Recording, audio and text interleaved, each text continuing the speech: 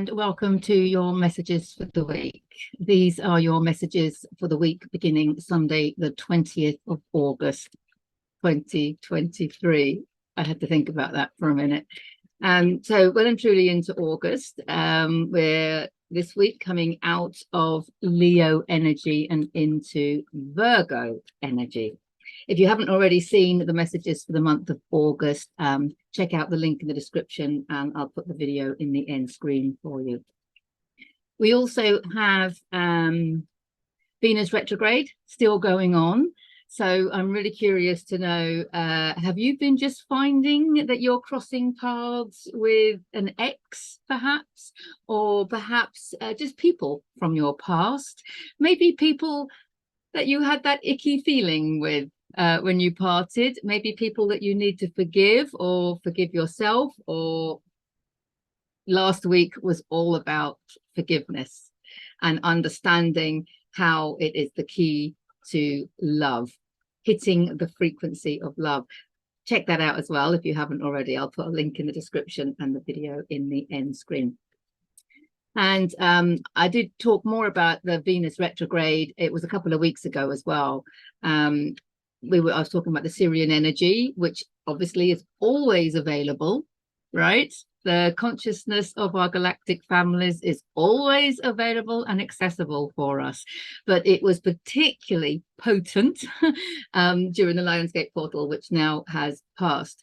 But in that video, I also talk about the Venus retrograde. So you might want to check that one out as well. It was a couple of weeks ago. I'll put a link in the description, the video in the end screen. Okay, so take a deep breath, activate your own intuition, take what resonates, and we will see, are there any messages, heads up, guidance for this coming week? 3. Is 3 the magic number again? I wonder. I think it might be. Back to 3 being the magic number, and they're face down. So back to old ways of doing things. Okay. Oh, this is beautiful. We have the Emperor. Now, he is about stepping into your power.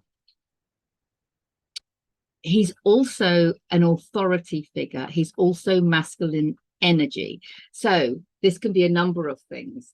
It is about balancing our feminine and masculine energies. We all have masculine and feminine energies that need to be balanced. We create from the masculine and feminine energy. All of creation is born out of the masculine and feminine energy.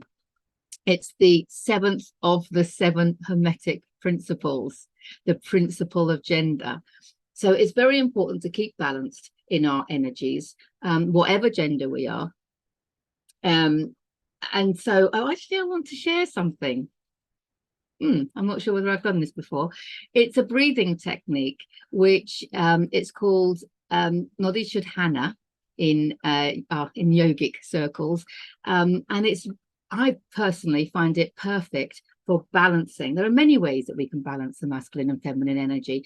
I've talked before about barefoot in the grass, barefoot in the sand, really feeling the divine feminine energy coming up from Mother Earth, okay, through your lower chakras or through your meridian lines, however you want to, visualize it. You've got your energy is like a toro. It's like a giant donut around you, however you want to visualize that energy coming in. But it's divine feminine energy coming from Mother Earth. And of course, we have the divine masculine energy coming from Father Sun or the universe, or however you want to view it, coming down through the upper chakras to the heart. Okay. And then from the heart, we create. And so we create from that beautiful place of balance, where we've taken the divine masculine and the divine feminine. So this yogic breathing is you put 2 fingers here, you block one nostril with your thumb, and you've got 2 fingers on your third eye. Because I think that helps. To me, the relevance of that is your third eye is about seeing the non-physical. Your third eye is about insights. Okay. Metaphysical insights, non-physical insights. in the higher realms, insights into the higher realms, whatever. But it's good to activate it, even if it's a little act that you're using to just, you put the meaning on your life, right? So I put my fingers here, and this is the meaning that I give it.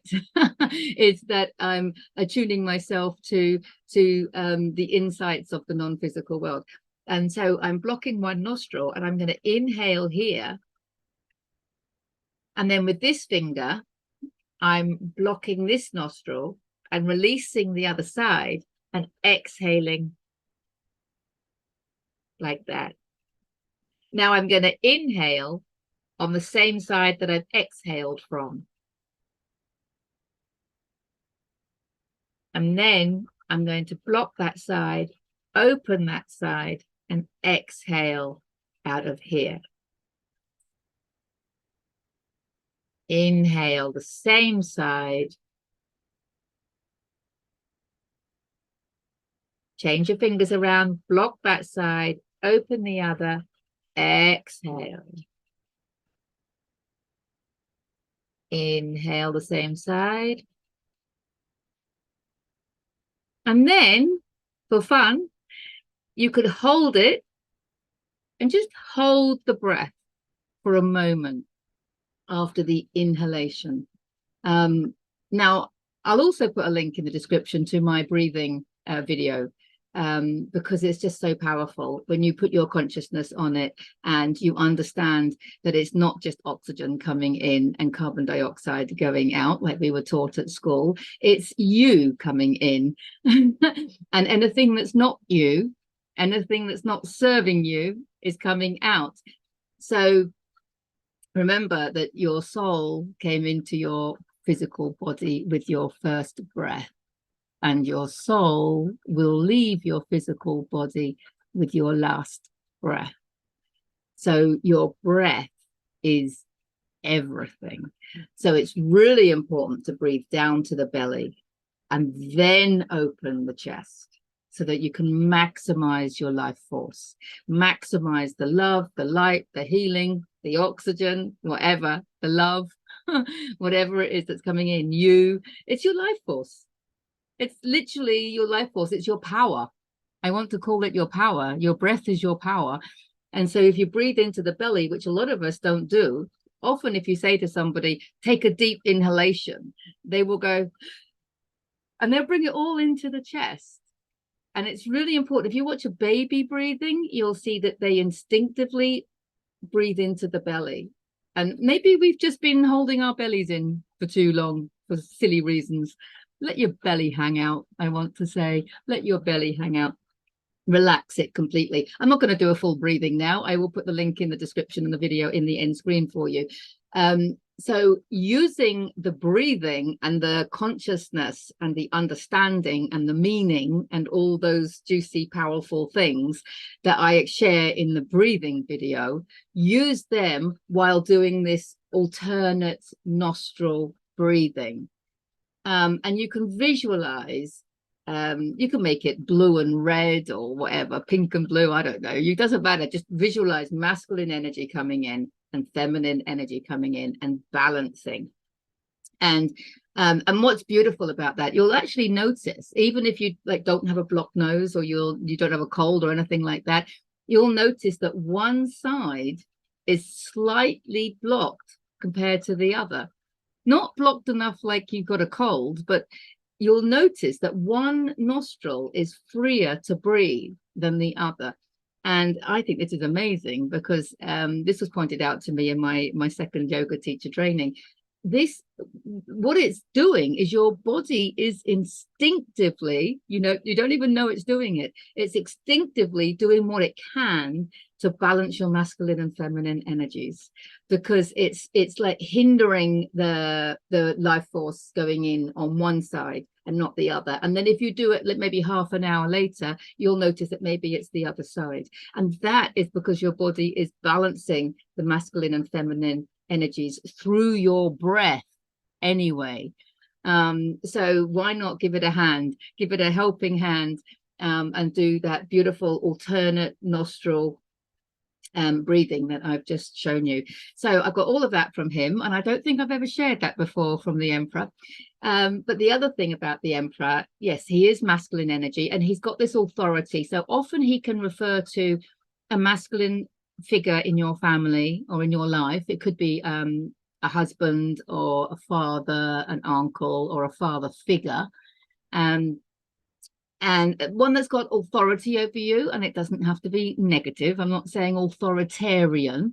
I'm just saying a masculine father figure type with that, with a, you know, that kind of authority. And often, because there is so much healing going on, and because we're in Venus retrograde, and because of the energy of forgiveness, which came up last week, it's going to be relevant, isn't it, for this week as well. There are ways of looking back at perhaps the way you were treated as a child by this masculine figure, and seeing it from a higher level of consciousness. Seeing it from a higher level of consciousness. And the original and main message with the Emperor is stepping into your power. And that is one of many ways that we can step into our power, is by looking back at our life and where we felt the victim, or we felt that some behavior was unfair towards us, or we were, you know, even shouted at or whatever, by a masculine authority figure in our life. And if we still have that icky feeling about it, or we still have a feeling of judgment, or we still have a feeling of victimhood, anything like that, okay, that is a sign that we need to look back, release some trapped emotions, and shift our thinking into a more conscious way of looking at it, and just understand we choose our parents, right? We are creators of our own reality, and the people in it are all just reflecting back to us parts of us, and or providing what we need. And what we need in life isn't always what we want. So we may have had a stern upbringing. We may have had quite what we view now as an unfair upbringing. First of all, thoughts have changed on how to bring up children. So let's just ease up a little bit with the pointing fingers, shall we? It's not about pointing fingers. It's not about apportioning blame or anything like that. It's not about trying to make anyone feel guilty, okay? Especially you. But it is about looking at everything as an experience and as part of the reality that you created. Take responsibility for that, and then look back with love and gratitude for the lessons that you've learned, or whatever. There could be a silver lining to something, but this card often comes up when there's healing to be had around a father figure. And it could also be a husband, as I said, but around a masculine authority figure, there's healing to be had. If you think that there's like severe abuse or something like that in your past that you're struggling to get over, with this, you know, this concept, take a look at my inner child healing guided meditation. I'll put a link in the description. I think the end screen is already full with other homework for you, but I'll put a link in the description to the inner child healing guided meditation, because that will also help if you had kind of more extreme trauma. But this could just be, you know, the way we perceive this person in our childhood, or not even in our childhood. It could be just in our earlier, younger life. So interesting one. But step into your power, take responsibility, step out of victimhood. Your power lies in loving, looking back and being grateful for the lessons. It was probably part of the adversity that your soul agreed to. So if you look at it from that level of consciousness and that perception, then you can release any ickiness, and you can transmute it into unconditional love and gratitude. And that is your power. Your power lies in your love. Oh, and here we've got the Eight of Swords. The Eight of Swords. She does come up, doesn't she? She comes up on the heels of that, because this is the people that are going, but you weren't there. You didn't see what happened. It was unacceptable. It's unforgivable. His behavior was unforgivable. It wasn't fair how he treated my siblings one way and me another. You know, it wasn't right. It was wrong. And, you know, this is all of that. She is a victim to her own thinking. Swords are thinking. Negative thinking is swords going down. And there's her goals in life, whether it be abundance, joy, happiness, whatever. It's in the background, and she can't get to it because of all this negative thinking, and she's feeling completely restricted. Well, I can't possibly forgive them because it was outrageous what they did. And this can also, this can also relate, remember, it can be a masculine authority figure. The world has been run by toxic masculine energy. Toxic, clearly, not divine masculine energy. We've got the divine masculine energy coming up now. It's been suppressed, just like the goddess feminine energy. Everyone talks about the feminine energy being suppressed, but the divine masculine has also been suppressed because of the toxic masculine that's been dominating the matrix, shall we say. So if you're going to talk on a collective level, this could be the toxic masculine energy of the matrix. And this is the people, these are the people that feel like they're restricted. They can't change their job. They can't change the way they do things. They are thinking, oh, we're trapped. They've got us because look what they're doing. They're doing this and they've got power over us. We're a victim. We're a victim to all these circumstances going on. You know, because she can't see the bigger picture. She can't see the bigger picture. Please never forget that if you're watching anything online, you are only seeing what people want you to see. You are only seeing what people want you to see. There's atrocities going on all over the world. We know that. But you don't get to see them all. And it's not about seeing them and getting upset and sharing them with other people, thinking about them, talking about them, sharing them with other people. There's your thoughts, word, deed. That's how you create. So when you see the atrocities, if you think about them, you're going to energize them. If you talk about them, you're going to energize them some more, bring them into physical form, you're going to keep them in your reality. And then if you share them with others, there's your action. Then you are keeping that atrocity in your reality. You are the only person responsible for the reality that you are creating, nobody else. And this is one of the lessons that people don't get. And no, it doesn't mean we're putting our head in the sand. We're not putting our head in the sand at all. We can see the evil, we can see the atrocities, we can see the wrongdoing, we can see unconscious behavior everywhere we look. Especially when we look online, right? But we can see it, we can clock it.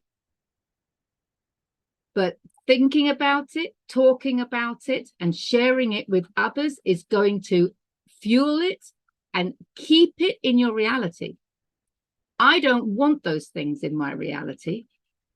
I'm going to observe them. I understand how to transmute negative energy into love. So I'm going to not think about it, not talk about it, not share it. I'm going to open my heart and put the whole world in, or whichever part of the world you want. I've spoken openly about this before when I did this with the school I used to teach at. And if you want to send healing, just open your heart with love and compassion. Put whatever it is. So it could be certain people from a certain part of the world. It could be, you know, people in your own reality that you want to help. You put them in your heart and you wrap them up in your divine love with your balanced masculine and feminine energy, of course, because that's the most powerful creative force. Yes. And then you can transmute it and you can look at it with love and gratitude that it's waking people up. You know, it's the love and gratitude that this is how the world is. There's positive and negative polarities. This is important with the Eight of Swords. There is all of consciousness here. Everything exists. everything exists, and the atrocities are always going to still exist because they're part of the all that is. And if you want to experience them and spend your life in them, you can do that by putting your consciousness, your words, and your actions there. It's like the dirty, murky water. I've talked about that recently as well. But if you want to raise the frequency of the whole water, the power lies in being in an expanded state of awareness. That's where your power lies. I suggest you watch the videos where I talk about Dr. David Hawkins, his map of consciousness, because our power lies in our expanded state of awareness. When we're in a state of contraction, upset and angry and bitter and pointing fingers and blaming and anxious, then we're not helping anybody. We're just keeping ourselves stuck in the contracted form and keeping us stuck in the matrix. We need to expand into these higher levels of consciousness in order to be able to open our heart. And if you want to fill your heart with love, it's self-love, loving yourself, thinking about love and all the things that you enjoy and that fill you with love. Okay, talking about all the things that you love and all the things that bring you joy, and then taking action, sharing with others all the things that you love and all the things that bring you joy. By doing that, the power of the love in the expanded state of awareness, I used this, which one was it? I can't remember. Oh, it was the July messages, the messages for July, where I looked at the statistics from Dr. David Hawkins. But when you do that and you hit that level of love, you counterbalance, what was it, 750,000 people that are in contraction? So you can help those people that have been hit by disaster, and those people that live in war-torn areas, and those people that are experiencing atrocities. You can literally help them by filling yourself with love. That is not blindfolding yourself. That is not putting your head in the sand. That is not spiritual bypassing. Oh, it's all love and light. Love is your superpower. And if you can open your heart and put your consciousness on all those that need love, including the perpetrators, not just the victims. Otherwise, you are just fueling the separation and the duality of the third dimensional world. And I believe our job is to bring heaven to earth. And in heaven, there's no judgment. There's no right and wrong. There's no duality. It's bringing that pure love energy into physical form.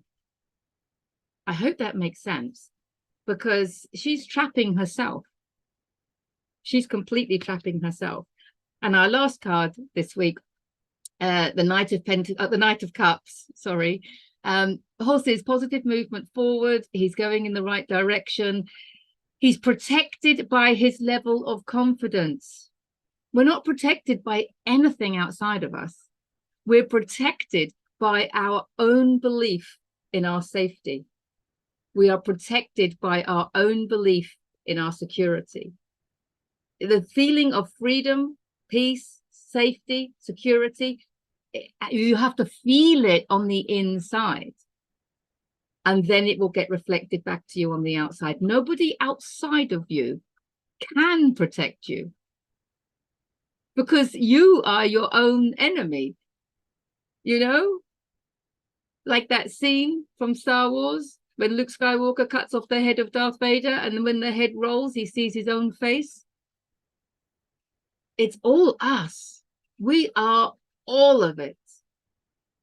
It's kind of more expansive than we can get our heads around. I know. Cups is intuition, spirituality, creativity, and love. Follow your creativity. What do you want to create? Because I don't think you want to create more chaos. I don't think you want to create more disaster. I don't think you want to create more adversity for yourself and for others. So we need to stop focusing on it, not ignoring it. We're not ignoring it. We're opening our hearts and putting whatever is in need of love, perpetrators and all, into our hearts, realizing this is all part of the human process. This is all part of the healing process, understanding that this is what's going on in the world and this is how we heal it. We heal it through raising our own level of consciousness, raising our own level of love, following our love. And we do that by doing what we love. We all have a purpose in life, and no one's sole purpose is to spread news about disasters. That's no one's sole purpose. Your sole purpose will be to use your soul's unique gifts. And if you want a soul reading, get in touch. I'll put a link in the description so that you can book a private session if you want a soul reading done, so you know a little reminder of your soul's gifts and what you came here to experience and express. But when you follow that, you know, and you follow your heart like he's doing, then you start creating, and you start creating from a higher level of consciousness, and you start serving others.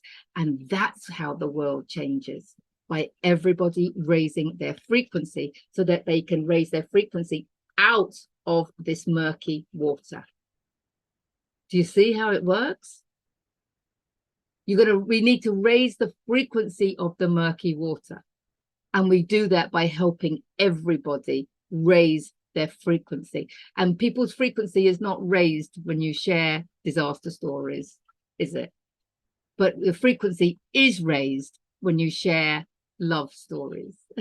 And you need to be aware. Of course, we need to be aware. Please be aware.